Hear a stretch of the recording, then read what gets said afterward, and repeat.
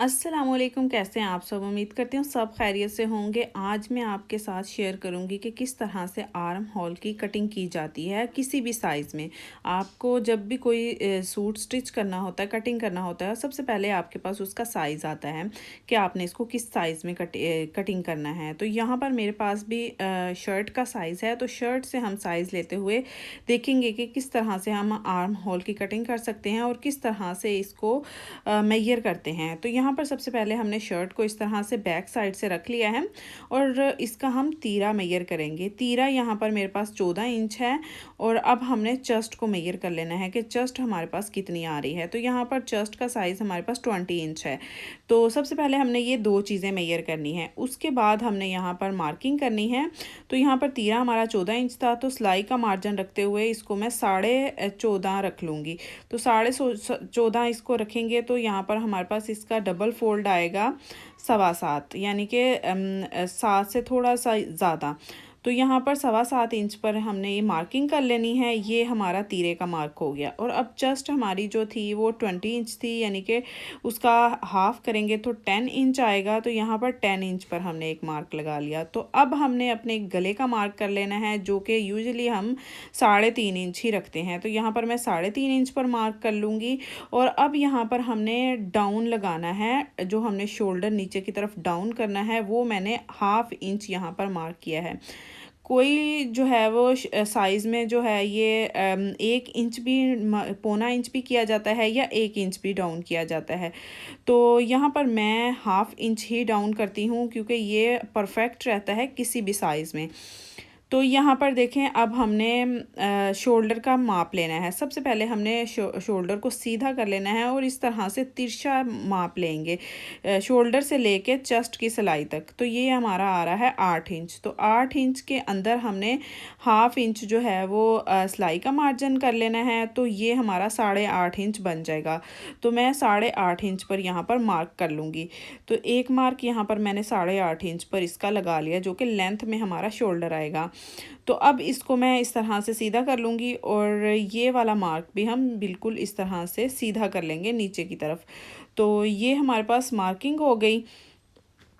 तो ये सारे मार्क्स इसी तरह से मैं सीधे कर लूँगी और जो हमने चेस्ट का मार्क लगाया था उसको भी नीचे की तरफ हम इसको इस तरह से सीधा कर लेंगे। इस तरह से हम जब कटिंग करेंगे शोल्डर की, तो हमारी परफेक्ट शोल्डर की कटिंग आएगी। और साइज़ आपने जो भी रखना हो वो आप रख सकते हैं। तो ये वाली मार्किंग मैंने सीधी कर ली है।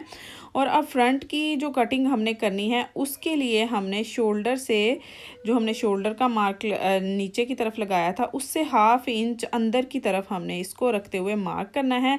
और इस मार्क को हमने ऊपर की तरफ शोल्डर की तरफ मिला देना है। इस तरह से तिरछा हम इस तरह से मिला देंगे और ये हमारी फ्रंट की यहाँ से कटिंग होगी। तो यहाँ पर अब जो हमने मार्क किया है उसका सेंटर लेंगे। जो इस तरह से हमारा शोल्डर का मार्क आया था 8.5 इंच था, तो इसका मार्क जब हम सेंटर का लेंगे तो हमारे पास 4.25 इंच का आएगा। तो अब 4.25 इंच से जो हमारा है वहाँ से हमने यहाँ ये जो चेस्ट की सिलाई है वहाँ से इस तरह से शोल्डर की गुलाई करते हुए और इसको इस तरह से 4.25 इंच के मार्क पर मिला देंगे। तो ये हमारा हो गया फ्रंट का मार्क। तो ये इसी तरह से आएगा। आपने जब कटिंग करनी है तो आप फिर देखेंगे कि हमारा मार्क किस तरह से आएगा।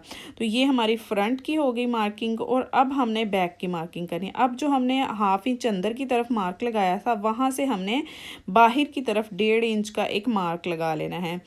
तो ये 1.5 इंच का जब मार्क लगाएंगे तो इसको भी हम ऊपर की तरफ इस तरह से सीधा कर देंगे। जो हमारी शोल्डर का मार्क है ऊपर से, वहाँ पर हमने इसको इस तरह से सीधा कर देना है। तिरछा इस तरह से आएगा थोड़ा सा। तो अब हमने फ्रंट का, जो बैक का हमारा शोल्डर होगा उसका मार्क करना है। तो यहाँ से ही हमने जो चेस्ट का मार्क है वहाँ से ही लेके जाना है। और ये जो हमारा सेंटर में आ रहा है 4.25 इंच का मार्क, वहाँ तक हमने इसको इस तरह से मार्क करना है। ज़्यादा इसको गुलाई में नहीं करेंगे, ये थोड़ा सा बस गुलाई में होता है।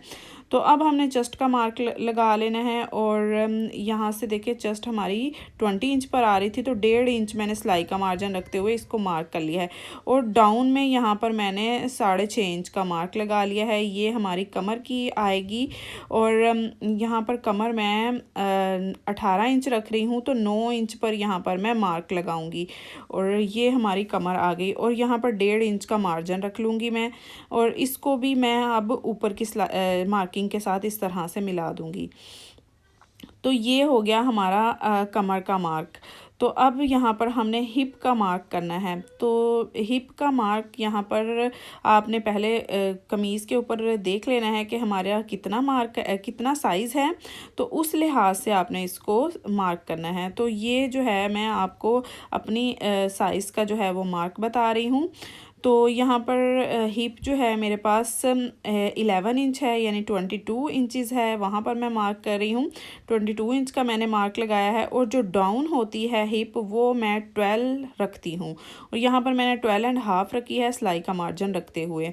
1/2 इंच मैंने सिलाई का मार्जिन रखा है शोल्डर से। तो यहाँ पर इस तरह से देखिए हम अब इसको मिला देंगे और 1.5 इंच का मार्जिन छोड़ते हुए इस तरह से मैंने मार्क कर लिया है। तो ये हो गया हमारा हिप का मार्क। तो ये हमारी शर्ट की पूरी कटिंग का मार्क हो गया है। अब हम इसको कट कर लेंगे। सबसे पहले हमने बैक साइड का शोल्डर कटिंग करना है, कुछ इस तरह से देखें, इस तरह से हमने इसको कटिंग करना है। और ऊपर से जो डाउन हमने शोल्डर किया था वो भी इस तरह से कटिंग कर लेंगे। और अब हमने यहाँ पर ख्याल रखना है कि हमने 2 पीसेस को उठाना है जो फ्रंट साइड के होंगे, और उसको भी कुछ इस तरह से कटिंग कर लेंगे जो हमने मार्किंग की थी फ्रंट साइड के लिए।